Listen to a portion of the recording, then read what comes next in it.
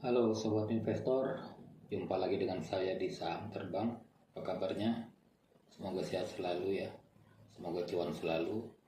Kita akan membahas kali ini terkait dengan dividen dan kemungkinan untuk financial freedom seperti apa perhitungannya. Monggo simak sebagai berikut ini.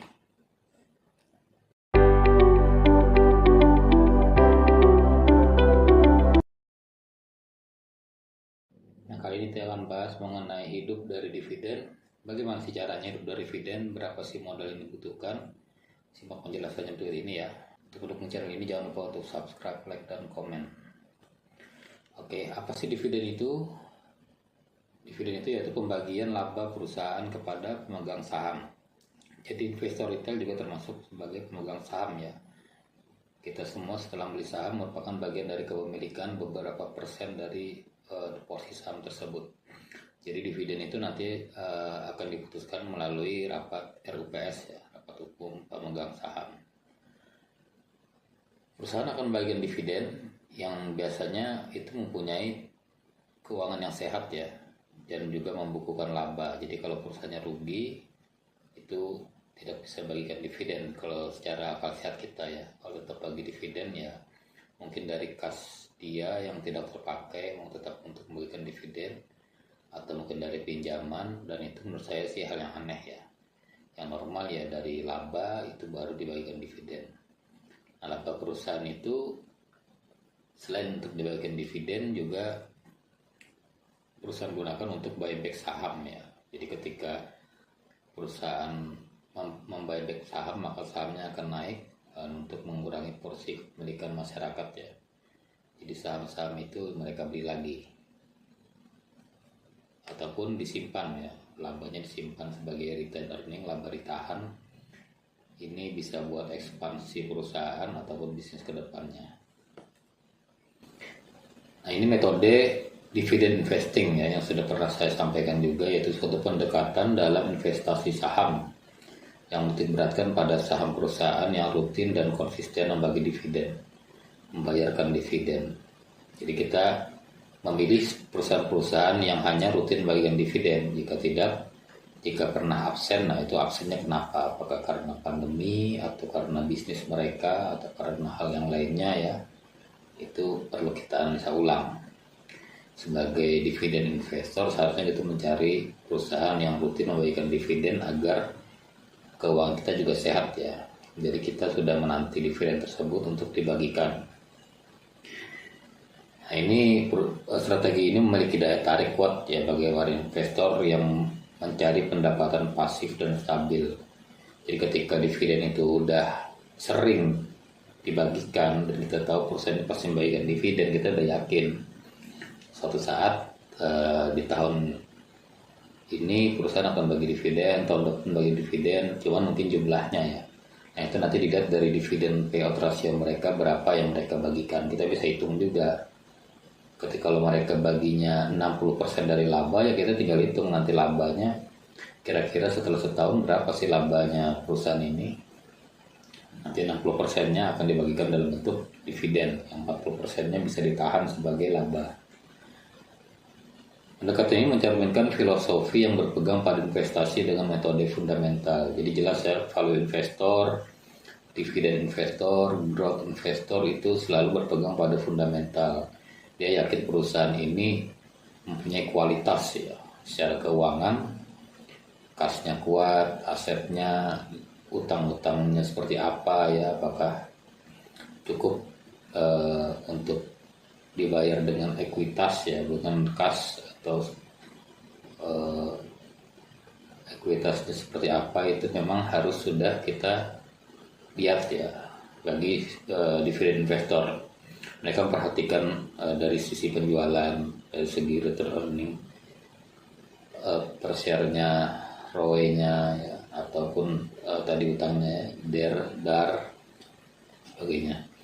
Bisnisnya seperti apa kita harus tahu ya. Misalnya bisnis jual es krim, dia dapat bahan bakunya dari mana, apakah mudah, terus prosesnya seperti apa, apakah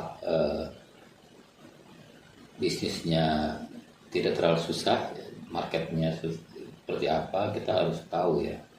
dan rencana perusahaan untuk expand seperti apa. Jadi dividen investor juga selalu berpikir jangka panjang karena dia dapat dividennya mungkin akan dikompon interest lagi sama mereka ya untuk memperkuat modal. Jadi mencari perusahaan yang selalu memberikan dividen secara teratur. Nah ini plusnya keuntungan dividen itu apa? Dividen investing. Jadi tadi ya sumber pendapatannya itu sudah stabil, dia diam aja, nggak diambil sahamnya nggak dijual tiap tahun, mungkin dapat dividen 1 kali 2 kali tergantung ya, ada bahkan 4 kali perusahaan bagian dividen setiap 3 bulan. Diversifikasi pendapatan, jadi selain menjual saham juga kita tidak perlu menjual saham, jadi kita dapat pendapatan dari dividen. Nah saat market turun kita juga tidak bisa jual sahamnya karena mungkin sahamnya rugi, anjlok semuanya, kita tetap dapat dividen karena perusahaan tetap menghasilkan.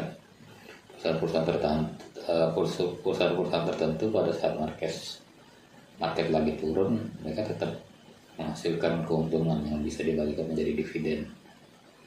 Nah, ini bisa kita dapatkan. Nah tadi kita bisa secara jangka panjang itu akan terus bertumbuh ya modal kita dari dividen tersebut. Kita juga bisa melakukan compound interest, nanti akan saya jelaskan compound interest itu apa. Jadi modalnya akan terus bertambah. Dengan dividen investing juga kita melakukan review perusahaan dengan baik ya, forma keuangannya yang baik. Jadi tidak asal-asalan kita milih perusahaan, tidak FOMO ya. Jadi selalu mengedepankan fundamental. Nah ini ada negatifnya ya. Negatif dari dividen investing itu sangat tergantung kepada dividen. Ya dia naruh uangnya di sana udah biarin aja. Nanti tiap tahun akan dapat dividen. Sangat tergantung. Jadi ketika dividennya tidak dibagikan karena suatu hal, ini tidak dapat apa. Jadi mungkin dividen investor sudah memperhitungkan itu ya harusnya ya. Jadi tidak perlu panik, tetap ada sumber pendapatan yang lain. Makanya ada diversifikasi ya portofolio. Ketika satu saham absen, ada saham lain yang tetap ngasih cuan. Nah ada juga yang tidak sesuai ya dividennya, yang biasanya mungkin ya contohnya ngasih dividen 1.000, tahun itu dia ngasih dividen cuma 100 per lembar. Entah karena bisnis lagi turun atau memang mereka berencana expand, jadi investor hanya dikasih dividen sedikit yang tidak sesuai dengan skenario awal. Tapi sebagai dividen investor harusnya itu tidak ada masalah ya, ketika perusahaan expand mereka memberikan dividen kecil ya nggak apa-apa, atau kedepannya juga uangnya tetap ada kan buat bisnis, buat pendapatan yang lain yang nantinya akan jadi dividen yang lebih besar. Nah ini potensi kehilangan pertumbuhan capital gain. Kenapa? Biasanya saham yang membagikan dividen jumbo itu kenaikannya nggak signifikan ya. Saham-saham yang membagikan dividen jumbo biasanya naiknya hanya saat pengumuman dividen, habis itu turun berhari-hari ARB ya. Jadi sahamnya jualnya nggak kemana-mana, cuma dividennya tinggi. Ini kalau mengenai kurs ini biasanya perusahaan yang pendapatannya dalam dolar ya, mata uang asing, ini membaginya pun dalam mata uang asing, makanya nanti dikurskan lagi ke rupiah. Ada juga keterbatasan diversifikasi karena kita biasa yang membagikan dividen jumbo adalah perusahaan batu bara, mungkin perusahaan perbankan dan sebuah perbankan ya. Itu yang paling jumbo biasanya. Jadi mereka larinya ke sana aja. Setelah itu terbatas, yang sisanya ya mungkin lari ke otomotif, lari ke sawit ya, atau lari ke consumer good, tapi biasanya enggak gede, dividennya biasa kecil aja. Nah bagaimana sih langkah-langkah dalam melakukan dividen investing? Yang pertama tentu saja karena ini termasuk dari value investing, jadi mengedepankan analisa fundamental. Kita harus cek benar-benar itu fundamentalnya ya, benar-benar kuat. Model bisnisnya juga kita harus tahu, harus jelas. model bisnisnya dalam jangka panjang ya, yang sustain. Jadi kita tidak jual-jual sahamnya, kita melakukan aktivitas dengan tenang ya, karena model bisnisnya untuk jangka panjang itu aman. GCG, Good Corporate Governance, ini manajemennya ya, kita harus tahu, kita bisa search di Google, direkturnya bermasalah apa enggak, komisarisnya bermasalah apa enggak. Terus juga pergerakan harga sahamnya kita cek apakah ini pergerakannya cukup bagus atau enggak kemana-mana ya, tergantung. Biasanya harga saham gede, dividennya gede, sahamnya enggak kemana-mana ya. Terus juga kita cek riwayat dividennya seperti apa, berapa dividen payout rasionya, dividen yieldnya bagus enggak ini. Kita juga harus melakukan diversifikasi portofolio supaya aman ya. Jadi mungkin sekian persen di batubara, sekian persen di consumer goods, sekian persen di finance, sekian persen di sawit, sekian persen di basic material, industri, infrastruktur atau teknologi. Terus diversifikasi. Jadi ketika market turun nggak semuanya merah ya, pasti ada saham kita yang hijau. Lakukan compound interest. Nah, ini compound interest ini bunga berbunga ya. Kita akan menjelaskan lebih lanjut. Evaluasi secara berkala minimal 3 bulan kita harus evaluasi. Ketika rilis laporan keuangan, kita cek apakah masih sesuai pendapatannya, fundamentalnya apakah masih bagus, bisnisnya apakah masih bagus. Ya, kalau sudah bagus ya udah kita biarin aja, kita tunggu aja dividennya. Nah, ini yang paling susah itu disiplin dan sabar. Disiplin untuk tidak menjual ya, tapi kalau bisa nambah muatan terus. Ketika sahamnya masih harga wajar atau murah ya udah kita dapat dividen, kita compound interest lagi, kita belikan lagi ke saham itu. Sabar menanti, tidak beli di harga mahal, jual di harga murah ya. Di Bursa Efek itu ada namanya IDX High Dividend 20. Ini berisi daftar perusahaan yang bagi dividen paling tinggi ya, 20 perusahaan. Ini indeksnya 5 tahun terakhir ya, kurang lebih di 500-an lah ya, 5 tahun terakhir kok. Nah, juga karena memang habis COVID butuh pemulihan lagi, ini baru start pemulihannya. Nah, ini di IDX kita bisa cari di data pasar ya, terus nanti ada data saham, masuk ke indeks saham. Ini ada high dividend 20 yang terakhir update sampai 20 November ini, Agustus sampai November, belum ada lagi yang baru. 20 ini adalah Adaro, Alfamart, Antam, Astra, Bank, semua nih ya, Indofood, ITMG, MPMX, PTBA, Telkomsel, dan United Tractor. Pelajarin semua perusahaan ini, mana yang fundamentalnya bagus, GCG-nya bagus, model bisnisnya oke, beli. Nah, sebelum membeli kita harus tahu fase perusahaan itu apa ya. Di product life cycle, jadi perusahaan itu fasenya ada 4. Introduction, pengenalan ya, jadi startup lah. Mereka masih dalam tahap menuju growth, jadi masih mencari pasar, masih menentukan strategi, masih mencari klien ya, masih mengembangkan produk. Nanti pasti perkenalan lah ya, sampai baru masuk di growth. Nah, growth ini memang sudah expand kemana-mana ya, sudah pendapatannya bertumbuh, bisnisnya bertumbuh. Nanti masuk ke maturity, sudah tidak bisa lagi expand ya, sudah bisnisnya udah gede banget, kapitalisasinya udah besar, tidak bisa lagi lincah ya. Kalau growth tadi kan masih lincah. Nah, terus decline ini fase penurunan. Jadi carilah perusahaan untuk dividen investor itu yang growth dan maturity.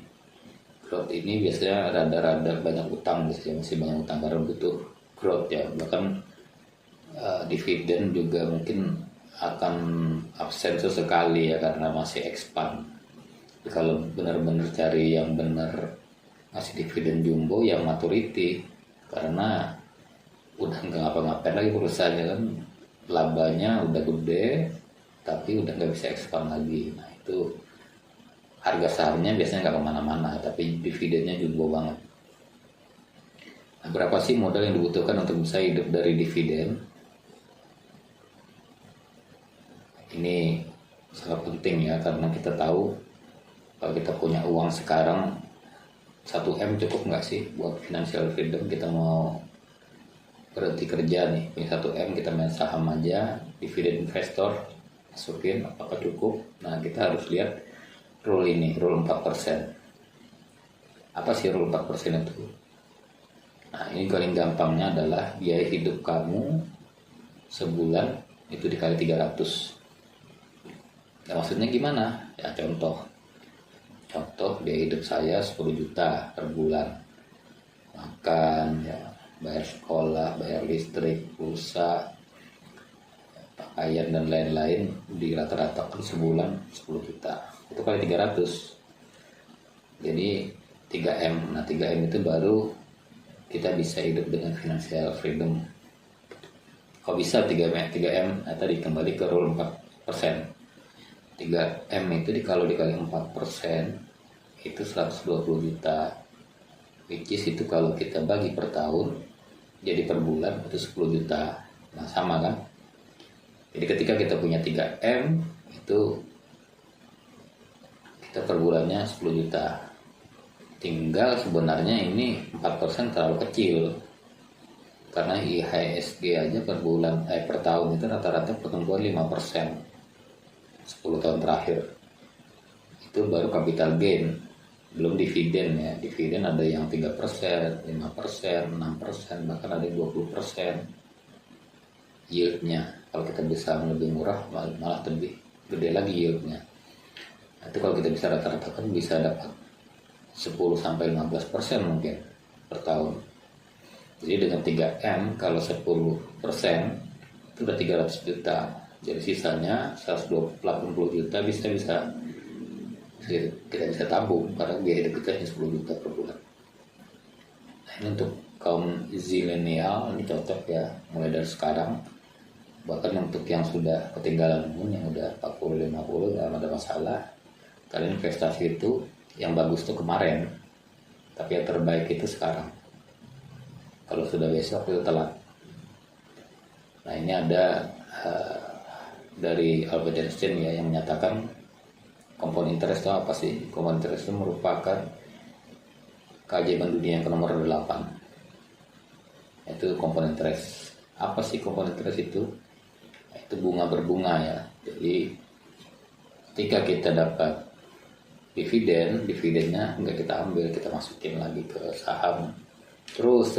Nah, ini ilustrasinya seperti ini ya. Contoh untuk lamsam. Lamsam itu kita taruh uang kita sekali aja 100 juta.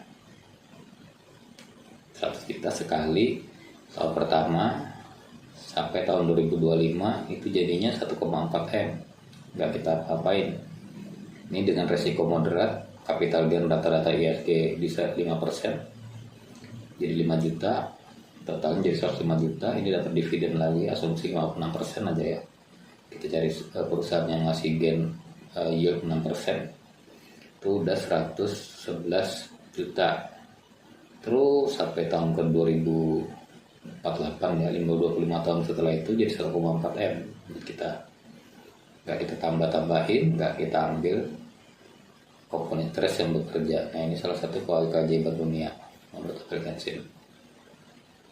Nah, selanjutnya dollar cost averaging ini maksudnya nyicil ya, nyicil rupiah cost averaging sama lah. Ini nyicil 1 juta per bulan, setahun 12 juta.